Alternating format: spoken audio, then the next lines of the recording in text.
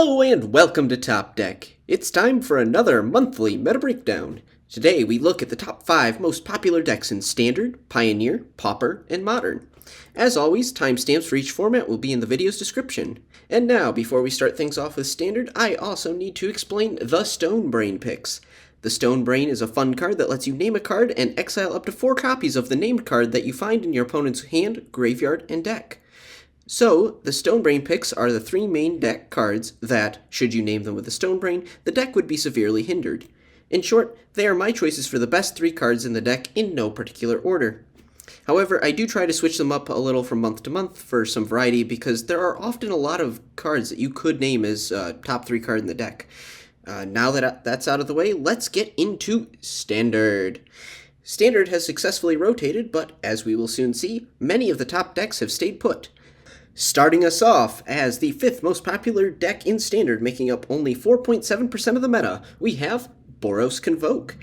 Much like its Pioneer counterpart, this deck functions by deploying small threats like Novice Inspector or Yoshin Frontliner, which come down as artifacts or make an artifact on ETB.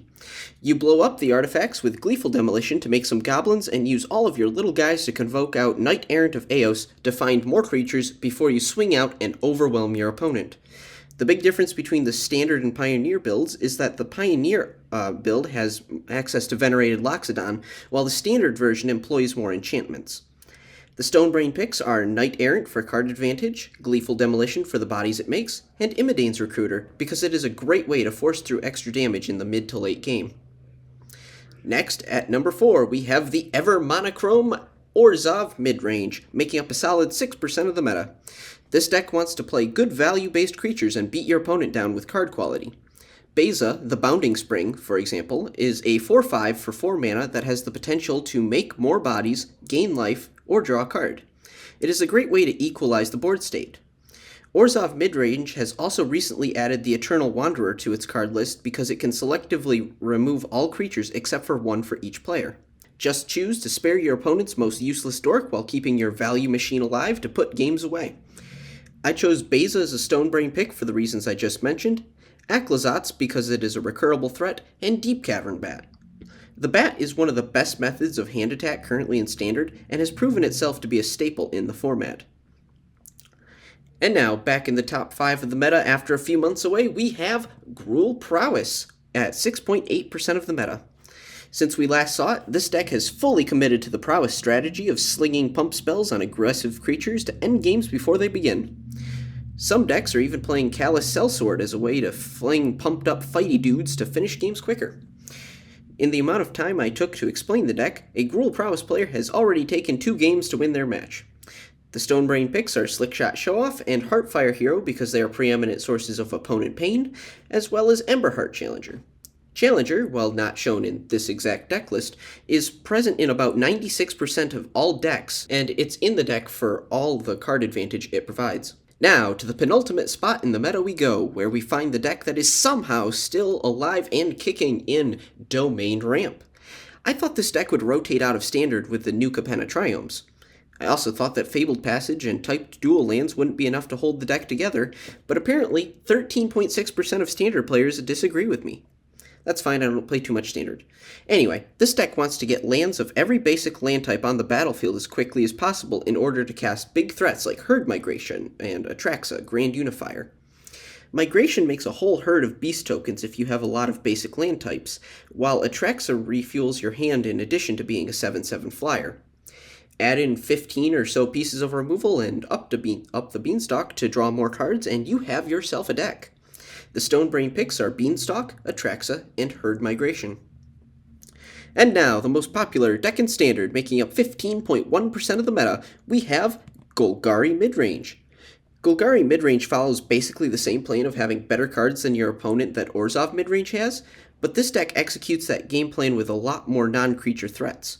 You still have good value creatures like Caustic Bronco and Deep Cavern Bat, but these are backed up with planeswalkers like Vraska and Liliana, as well as the new Counters Matter enchantment, Innkeeper's Talent. It also should be noted that Vraska and Innkeeper's Talent on their own provide a sneaky win con. If you level up talent all the way to level 3, Vraska can come down with twice as many loyalty counters and immediately activate its ultimate ability. That ability gives your opponent 9 poison counters, which will be doubled by Innkeeper's Talent for a total of 18, thus winning the game. The Stonebrain picks are Mosswood Dreadknight for its recursive card draw value, Caustic Bronco for its recurring card draw value, and Innkeeper's Talent for its protection, buff, and potential poison counter synergies with Vraska. So here are my quick thoughts on Standard. While not many decks in the top 5 have changed from last month to this one, I think Standard is in a pretty good place post-rotation. No deck seems to be taking up an egregious percentage of the meta, and new Bloomburrow cards are finding homes in decks. I think it's a great time to be playing Standard, and hopefully it stays that way when Duskmourn comes around. Speaking of great times to be playing formats, let's move on to my favorite format that recently became even more fun, Pioneer. So, let's start with the elephant in the room. Or should I say, vampire in the coffin? The Banned and Restricted announcement came out almost a week ago at this point, and it came with some big news for the Pioneer format. I will be putting in my full thoughts on these bannings in next week's video because I actually have a lot of thoughts on this topic as it pertains to Pioneer. But for now, let's just take a small look at the decks no longer with us. The first big ban was Sorin, Imperious Bloodlord. Sorin made Rakdos Vampires a bit too good since it could put a 6/5 Vein Ripper into play on turn 3. Vein Ripper can be perceived as fair for 6 mana, but certainly not at 3 mana with the bonus of a Planeswalker also hitting the battlefield. Sorin's banning greatly diminishes Vampire's power, but does not inherently kill the deck. You can probably still play it, but I think more players are going to switch back to the pre-Vein Ripper midrange. Personally, I didn't care that much about the Sorin Ripper combo. I don't think I even lost a single game to this deck. But it did warp the format a lot, so something did have to go.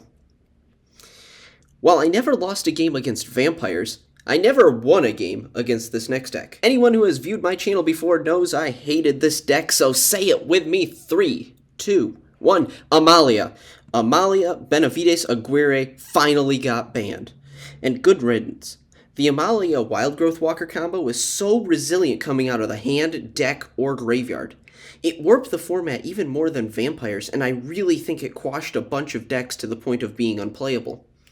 It also made a lot of forced draws, which just aren't great in a tournament setting. I'm glad to see it go, and I fully intend to gloat about it in next week's video, as well as later in this video. But let's move on to the actual meta breakdown for Pioneer this month.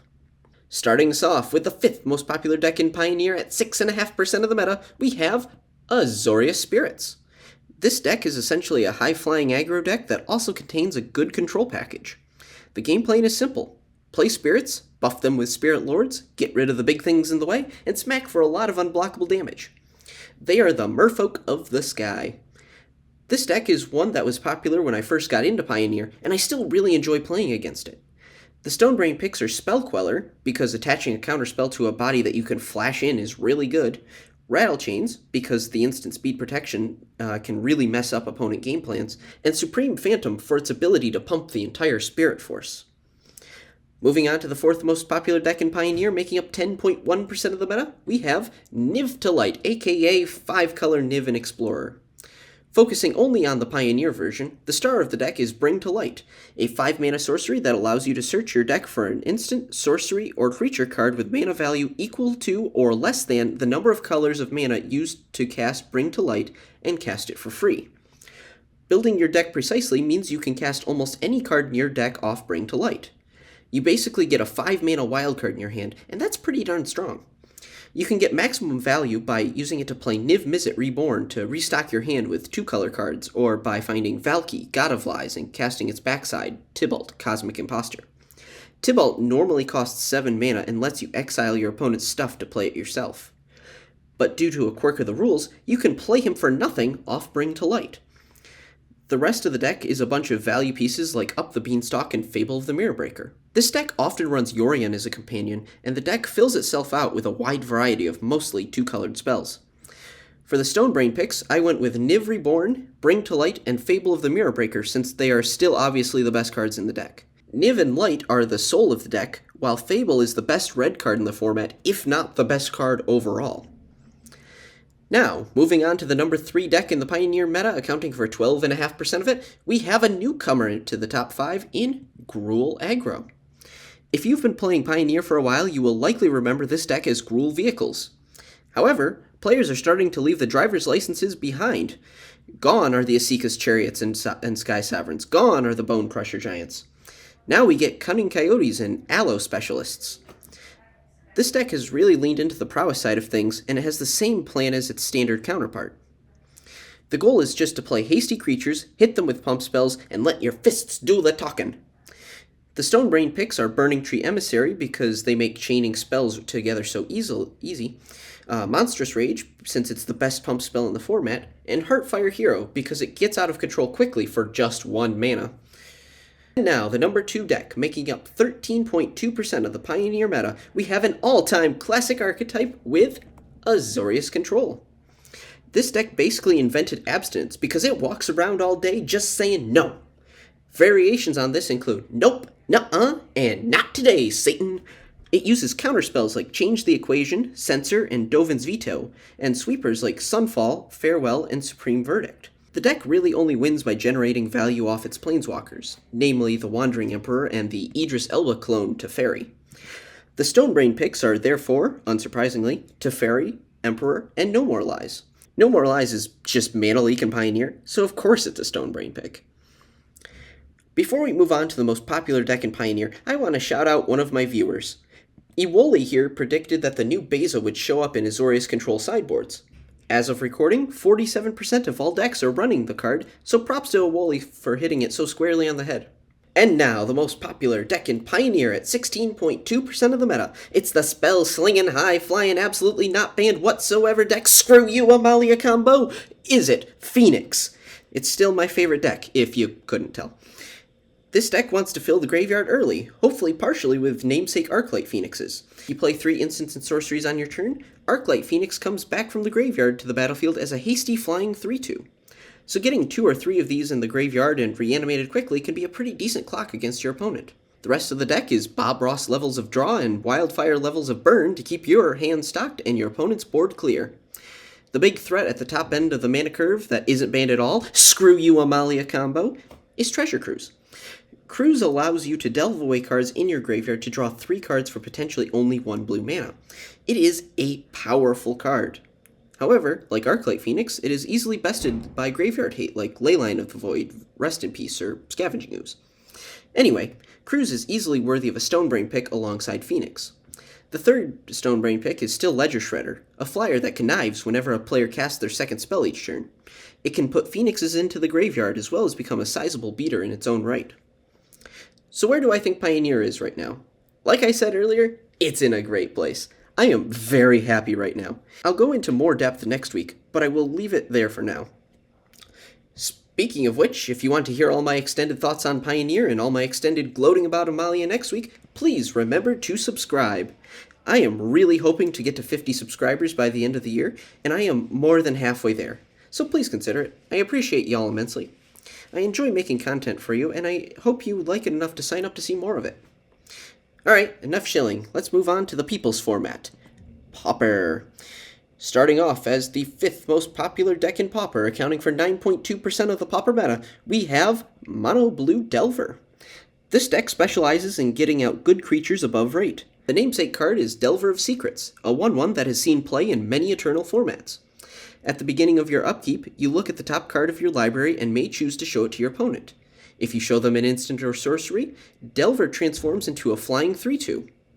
The other big threats are Cryptic Serpent and Tolarian Terrors, 5 toughness snakes that get cheaper for each instant and sorcery you have in your graveyard. The rest of the deck is unsurprisingly a lot of instants and sorceries. I chose Brainstorm as a Stonebrain pick because it can really help you find your threats as well as set up the top of your library for Delver. Delver and Terror are my other Stonebrain picks. On to number 4, we have Ye Old Reliable in Burn, taking up 11.4% of the Pauper meta. If you are new to Pauper or Magic in general, this is a great deck to start on. Pair your cheap red threats and cheap red burn spells to close out games faster than you can say Asmarano Martica Destina Koldakar. Burn is older than Forrest Gump, Schindler's List, and the O.J. Simpson trial of all things. Like any quintessential red deck, Burn tries to win with lots of little creatures and finishes them off quickly with direct damage spells like Lightning Bolt. The Stonebrain picks for this deck are Lightning Bolt, Goblin Bushwhacker, and Experimental Synthesizer. Bolt is the standard for burn spells, Bushwhacker can pump your entire attack force by +1/+0 and give them haste if it enters the battlefield kicked, and a few well-timed synthesizers can turn the tide of a game. Experimental Synthesizer is also on the short list of cards that the Pauper Oversight Committee has considered banning, so you know it's pretty good. Moving from one aggressive red deck to another, we have Gruul Ramp at 14% of the meta. I like this deck. It wants to play mana acceleration early to play big dumb creatures like Annoyed Altasaur. The mana ramp for this deck comes in the form of Arbor Elf untapping lands enchanted by Wild Growth or Utopia Sprawl. These enchantments give you extra mana every time you tap the enchanted land, so untapping and retapping one such land can put you far ahead on mana. The Stonebrain picks for this deck are Utopia Sprawl, Arbor Elf, and Avenging Hunter. I picked Hunter because of the initiative mechanic. Initiative is a lot like venturing into the dungeon, except you have to go through the Undercity dungeon and it triggers on your upkeep as well. There was once a Pauper deck that basically just ran through the trap room of the Undercity dungeon to make the opponent lose 5 life over and over again until they lost. Most of the cards in that deck have been banned now, but Initiative is still a powerful enough mechanic to earn Avenging Hunter a Stonebrain pick. And now, the second most popular deck in Pauper, accounting for 14.2% of the meta, we have Grixis Affinity. This deck vomits as many artifacts onto the battlefield as possible to make future spells cheaper or free altogether by way of the Affinity for Artifacts mechanic. Artifact expulsion is easier than you would think. All of the lands in the deck are artifacts, so they both cheapen and pay for the Affinity cards. Meanwhile, other cards like Blood Fountain and Deadly Dispute make artifact tokens as part of their other effects. Grixis Affinity is probably the most synergistic deck in Pauper, and it is very, very powerful. The Stonebrain picks for this deck are Mirror Enforcer, Deadly Dispute, and Refurbished Familiar. Mirror Enforcer is a 4/4 that you have the chance of casting for free. Deadly Dispute provides card advantage along with a treasure, and Refurbished Familiar is an elusive threat that forces your opponent to discard a card for potentially only 1 mana. And now, the most popular deck in Pauper, at 18.2% of the meta, we have Broodscale Combo. It's easiest to explain the Broodscale Combo deck by explaining the Broodscale Combo. I mean, go figure. But here's how the combo works at its most optimal. Turn 1, land, pass. Turn 2, Basking Broodscale, a little guy that can make Eldrazi spawn tokens when it gets a counter. Turn 3, put Sadistic Glee on Broodscale so it gets a counter whenever a creature hits the graveyard from play, then use Broodscale's adapt ability to give itself a counter. This makes a spawn token that you immediately sacrifice to make mana. Glee gives Broodscale another counter, making another spawn, and round we go. Instant, infinite ETB, death, sacrifice, mana, and counters. There are a few ways this deck finishes, but my personal favorite is playing the Energy Refractor to help make infinite colored mana so you can play Nadier's Nightblade. Nightblade drains the opponent whenever a creature dies, and you will certainly have a lot of that. This deck is slowly taking over the meta, so I wouldn't be surprised if the Pauper Committee moves against the deck in the coming months. The Stonebrain picks are Deadly Dispute, Sadistic Glee, and Basking Broodscale. So, Pauper thoughts. Pauper still seems fun to me. That being said, Broodscale Combo is probably too cute for the format, Affinity will always be a problem if the dual artifact lands are left unchecked, and Synthesizer is always on the radar. Other than that, format's doing okay in my opinion. Now let's move on to Modern. Modern players, congratulations, you successfully made it through Nadu Summer. I won't say too much because if you have been playing Modern, you know the bird was a menace. If you're just getting into the format, and then you won't have to worry about Nadu anyways. But I think I speak for everyone when I say, Nadu finally got banned? Good. So let's start things off at number 5 with Dimir Murktide, making up 6.8% of the meta. The goal is to put a bunch of cards in the graveyard early, including hopefully some instants and sorceries. That way you can delve cards out of the graveyard to cast Murktide Regent cheaply. Regent comes in with a +1/+1 counter for each instant or sorcery it delved away, so it can be a pretty big beater for only 2 mana. The Izzet version of this deck used to terrorize the format what seems like forever ago, so it's a little weird to see a Murktide Regent deck in the top 5 now. The other creatures in the deck are Orcish Bowmasters and Psychic Frog.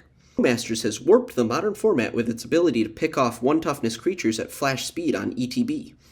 It also punishes opponent card draw and can be a real pain to your opponents. Psychic Frog, however, is Psychotog 2.0. For 2 mana, Frog has the ability to discard cards to it to give it +1/+1 counters. This makes combat difficult for the opponent. Oh, and if you just want to hit the opponent directly, then just exile some cards out of the graveyard to give Psychic Frog flying until end of turn. The rest of the deck is full of spells that enable the creatures and control the opponent's board, so the Stonebrain picks are Murktide Regent, Psychic Frog, and Orcish Bowmasters. Next up, we have a new and improved Ruby Storm deck making up 8.2% of the meta. Ruby Storm uses the Storm mechanic found on Grapeshot to win the game. This deck uses the cost-reducing effects of Ruby Medallion and Ral Monsoon Mage to play as many spells in a turn as possible, i.e. upping the storm count. It employs ritual effects to make extra mana and cards like Wren's Resolve to keep the spells coming. After enough spells have been cast, you either play Grapeshot or you play Wish to grab another Grapeshot from your sideboard, and then you play that. Grapeshot deals 1 damage to any target and gets copied for every spell played that turn. This will be enough to kill your opponent on the spot, potentially as early as turn 2. Your opponent could legitimately play just a single land and lose the game. It also should be noted that just over a third of Ruby Storm players now have Thassa's Oracle in the sideboard as a backup plan. Stonebrain picks are Ruby Medallion, Desperate Ritual, and Past in Flames. Past in Flames gives every card in your graveyard flashback, so it can be used to double the storm count if you need. And now, as the third most popular deck in Modern at 10.6% of the meta, we have Jeskai Control. If we just got out of Nadu Summer, this deck is the first third of what might end up being Energy Autumn. This deck makes good use of the energy mechanic with the removal spell Galvanic Discharge and the board wipe Wrath of the Skies. This deck is a classic control deck, aiming to control the game with counterspells and removal before winning with a finisher, namely, Flage, Titan of Fire's Fury. Whenever Flage enters the battlefield or attacks, it lets you Lightning Helix a target of your choosing and is also a 6/6 body for good measure. However, it only stays on the battlefield permanently if it was escaped from the graveyard. The biggest threat apart from Flage is the One Ring. In my opinion, the One Ring is way too strong, granting you a turn of protection from everything and more card draw as you use it over and over again. The cards come in exchange for life, but that is a small price to pay, all things considered. It is more than worthy of a Stonebrain pick alongside Flage and Wrath of the Skies. Moving on, we have the second third of Energy Autumn with Mardu Energy at 12.4% of the meta. This deck uses energy to boost creatures, play extra spells, and beat in your opponent's face.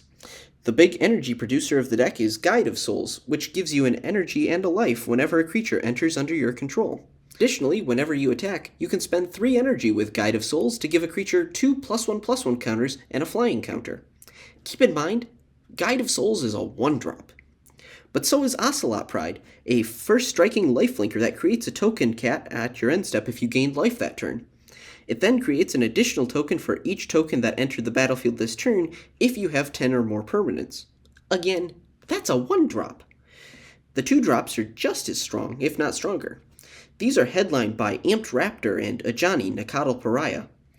Amped Raptor gives you 2 energy on ETB and then allows you to exile cards from the top of your deck if you cast it from your hand. You exile cards until you hit a non-land card and have the opportunity to play it by spending an amount of energy equal to its mana cost. Meanwhile, Ajani comes down and makes a cat token. Whenever a cat dies, you can flip Ajani over into its Planeswalker backside that, among other things, can make more cats and almost wrath your opponent's board. We didn't even mention Orcish Bowmasters, which is also in the deck. This deck is full of powerful candidates, but the Stonebrain picks are Bowmasters, Amped Raptor, and Ocelot Pride. As we come to the final third of Energy Autumn, making up 14.9% of the meta, I find myself with very little to say about it. The deck is essentially the same as Mardu Energy, but it cut out the black cards. It's Boros Energy, and I have very little to say about it after discussing its Mardu cousin. The only thing I can point out is that this deck replaces Thoughtseize with Lightning Bolt and Orcish Bowmasters with Ragavan, a card that every modern player loves or loves to hate. If Ragavan connects with your opponent, you get a treasure and the ability to cast the top card of your opponent's deck. Apart from the monkey, I already explained the deck just a few moments ago. Therefore, the Stonebrain picks are Amped Raptor, Ajani, and Ocelot Pride for previously mentioned reasons. My thoughts on Modern are pretty simple. Energy is the new supervillain. It will probably stay that way for a while, perhaps until the next summer set comes along to power creep out more of the Modern Horizons 2 cards. Hopefully Modern players are still enjoying the format, but I do think it will be a rough couple of months as the format adjusts to Modern Horizons 3 and the Nadu banning. That's my take, at least. That's it for me, apart from my encouraging you to like and subscribe. Also consider checking out MTG Chicago, link in the video description. I came across one of their Pioneer Tournament gameplay videos the other day, and I enjoyed it a lot. It was Greasefang versus Quintorius combo, and it was a good time. So check them out as you scroll down to subscribe to my channel. That's about it. Have a great day, everyone. See you around.